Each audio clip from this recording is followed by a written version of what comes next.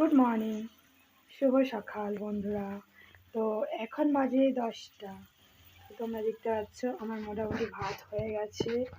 আর এই যে চিকেনটাকে ভিজিয়ে গেছি গরম জল দিয়ে, আর এই যে আলু ভাজা হয়ে গেছে, আর মাছটা ভেজে ভাজা হচ্ছে। তো হাই গাইস, তোমরা দেখতে থাকো ভিডিওটা লাস্ট পর্যন্ত। আমি চিকেনটা কীভাবে বানাই, ঠিক আছে?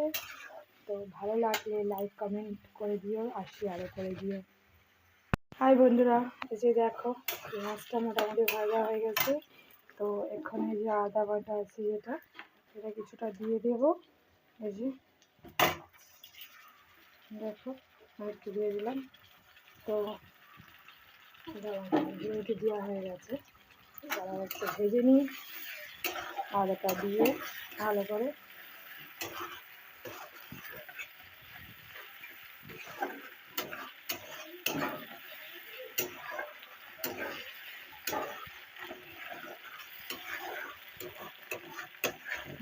তোমরা দেখতে থাকো ভিডিওটা আজ পর্যন্ত। চিকেনটা কীভাবে বানাই, ভালো লাগলে কিন্তু লাইক করে দিও, ঠিক আছে? আর কমেন্ট করতে কিন্তু ভুলো না সবাই। তো পেঁয়াজটা আর রসুনটা একটু ভাজা হয়ে যায়।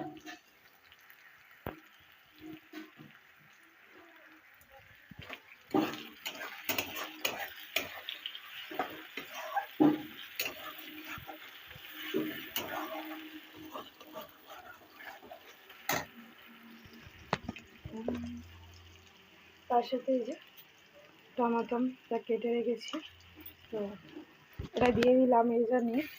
তো এটা ভাজতে ভাজতে তো টমাটোটা নরম হয়ে যাবে, ঠিক আছে? তো দেখো টমাটোটা এর সঙ্গে ভেজে নিই, তাহলে নরম হয়ে যাবে আর মিশে যেতে অসুবিধা হবে না। এই যে দেখো আমার ওই টমাটো আদা রসুন একসঙ্গে ভাজা হয়ে গেছে মোটামুটি। তো এবার এই যে চিকেনটা ধুয়ে রেখেছি, তো এটাও ভেজে নেওয়ার সঙ্গে এই যে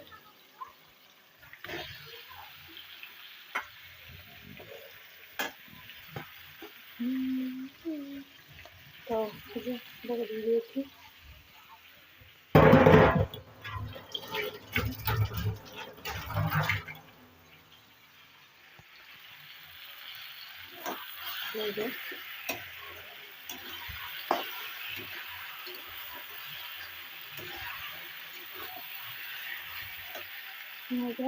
মাখিয়ে নিলাম। তো এবার হাতটা ধুতে হবে, আমার এই সমস্যা হাত ধোয়া, কারণ চিকেনটাতে যে নুনটা দিয়ে দেবো, ঠিক আছে?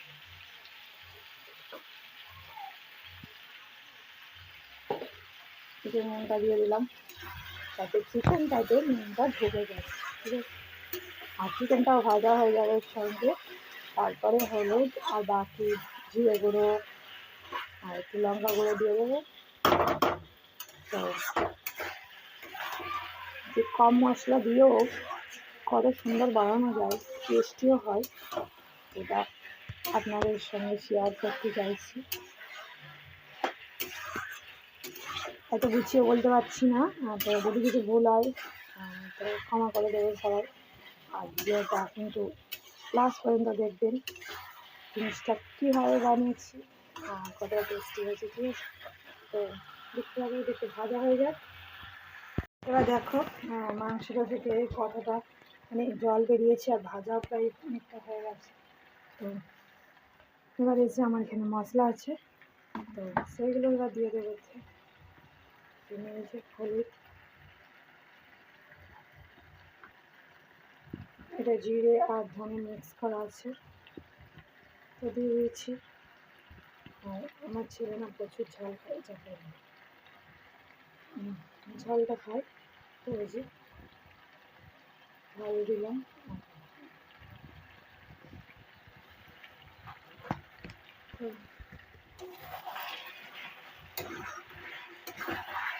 এটাকে এর সঙ্গে মিক্স করে নেব।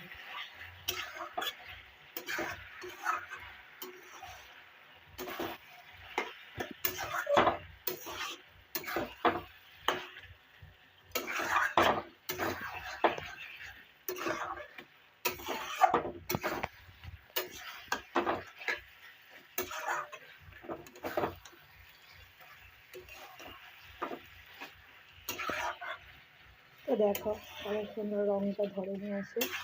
তো এটা পুরো লাল হয়ে যাবে ভাজতে ভাজতে, আর এটি সেদ্ধ হয়ে যাবে, জল লাগবে না, তেলের মধ্যেই সেদ্ধ হয়ে যাবে। দেখো তো এভাবে বানালে প্রচুর টেস্টি হয়, আর খেতে বেশ ভালোই লাগে। আর আমার ছেলেদের তো আমার হাতে বানানো এই চিকেনটা খুবই পছন্দের। তো এটা হয়ে যাক কিছুক্ষণ, তারপর আবার আসি।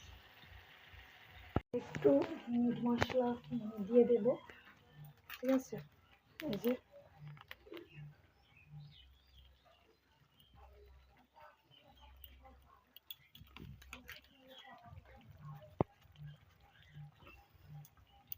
তো দেখো তার কত সুন্দর সিনটা বেরিয়েছে, আর রঙটাও দেখো। তো কে কে খেতে চাও চলে এসো, যদি পছন্দ হয়। তো দেখো কেমন হয়েছে। আর যে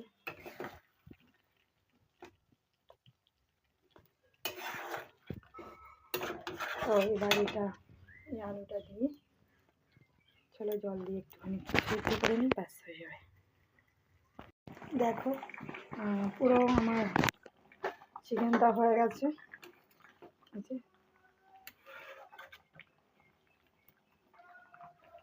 তো কমপ্লিট।